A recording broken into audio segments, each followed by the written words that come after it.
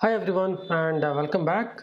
So in this video we are going to get started with Elasticsearch, a little bit introduction, then we will see the Nest.js integration with Elasticsearch. Okay, so what we have done here is we have added Elasticsearch as a service like same as the Postgres, Redis, RabbitMQ. You can add Elasticsearch as a service, container name and the environment variables, right? So when we do the Docker Compose up, I can see the Elasticsearch up and running and I can access that on port 9200. So that is the only change we have done from our previous project. So this was our project. We just updated the Docker Compose override, so we can see that Elasticsearch is now up and running from container. Okay, and we can also access the Elasticsearch here. We can just say hello to Elasticsearch on port 9200. That means your Elasticsearch, I mean this was our cluster node, single node cluster, that is up and running. Okay, now what we need to do is we need to have the post index created there, and post will have some kind of a data that we will create through APIs, and then we will expose search APIs which will actually do the search from the Elasticsearch. Okay, there are three things.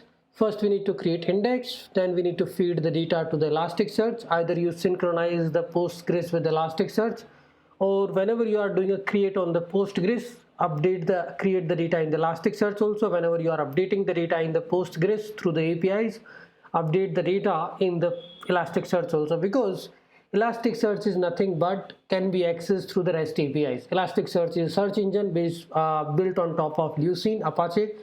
It's actually search engine, and it is exposing these REST APIs to do the search, create index, feed the data, update index, delete index, update record, delete record. It's like NoSQL based, right? We will talk about Elasticsearch in depth, maybe in different playlist, but this is a simple Elasticsearch running. Now what we can do is we can create the index. Okay, so let's say index means you can call it as a database. Okay, so we are going to create one index, let's say posts. Okay, this is a put call, and what data you wanted to insert inside a post.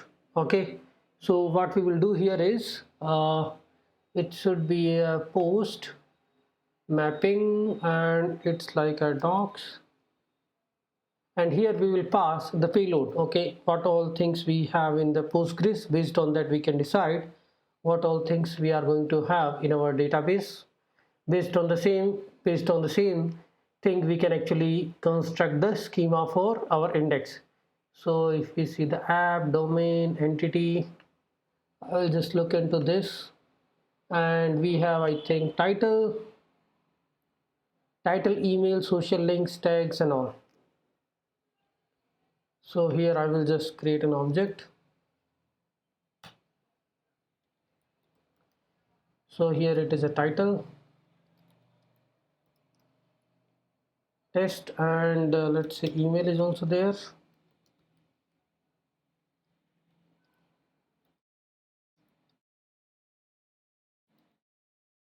So we have email, and then let's say tags. Tags is an object, array object, which contains, let's say, tag, and it has this hello property. So it is like an array of object. We have a title, and then there is a text property also there.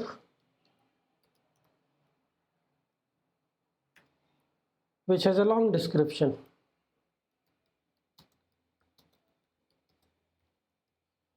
Okay, so this is what we have. Why it is complaining here?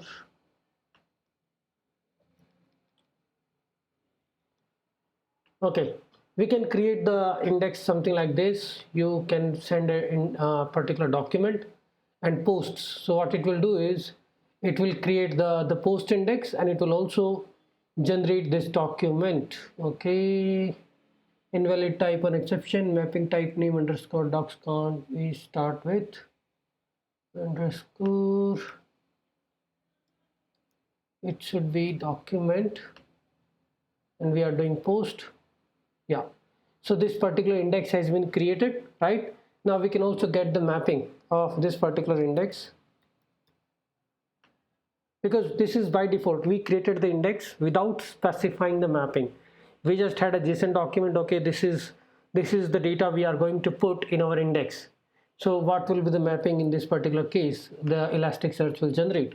So this is the default indexing. Default, you can say the mapping, schema mapping has been generated by Elasticsearch. You can see all the attributes. Email is there, tag is there, text is there, and title. Right, so this is the default schema mapping we have created. You can actually modify this. You delete this index, and what you can do, you can create a new one by specifying the new index, right? I mean new schema. So this is the default schema you got. Now you can modify this schema. What the schema contains: first of all, email is of type text, so per string can be of type text and keyword. So it will do the full text search on the email. Same thing on the tag. This is also of type string, of type text. So these all are the full text search. Okay, so we got these 4 attributes, right? Now we can actually keep dumping the data in our index. Let's say I have post, and here I will say doc, and you can keep adding the data you want, right? So this document is created. You can also pass some ID if you have some ID already there. So let's say if I'm putting this ID there, now I can just keep changing this attribute. So what I'm doing is I'm creating a documents inside the posts database, and these are the documents, NoSQL documents I'm creating. Okay, so now when you do the get, you will be able to see all the document on, or whenever you do the search, like I'm doing a search here, and for the search you have to specify the criteria, right? So if you just post it without the body, right? Let me just, so what it is doing, it is not searching anything. What it will do is it will dump all the records you have created. Okay, so this is the index post. You can see all the records you have created when you do the default search, right? The number of records total and all these things, number of hits total, we got the 6 records, right? So this is how we can do. And whenever we are creating an individual index, we are passing this unique ID. I will just see this. So you can actually append a particular UUID or some record ID which you have in the Postgres, and you can keep copying the data, I mean the records which you are inserting. So what we just did is we created a post index, we populated some record. Now we can actually hit the search query here. Same thing we are going to populate through the Postgres. There is a REST API, hit Postgres and will update the data, create the record in the Elasticsearch. Okay, then there is a search API, will directly hit the Elasticsearch to search the data, and it will give the response. You can also get the mappings. We can already see the mappings of posts. This will give the schema mapping of our post, right? We can create one particular profile, I mean one particular record inside a posts. So that is simple. You actually do the posts is my index name, document, and the ID.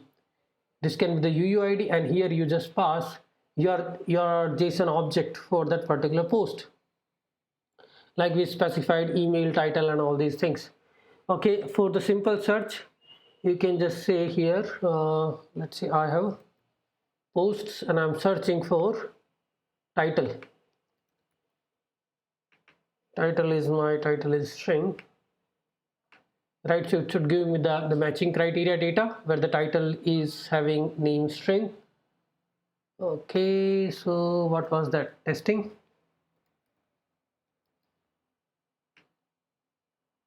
Because this is the exact word search. If we just see what all data we have already inserted, then we should be able to get the the records. Let's see what data we have inserted. Text was like hello, right? So there is nothing like that testing word, and title was having test.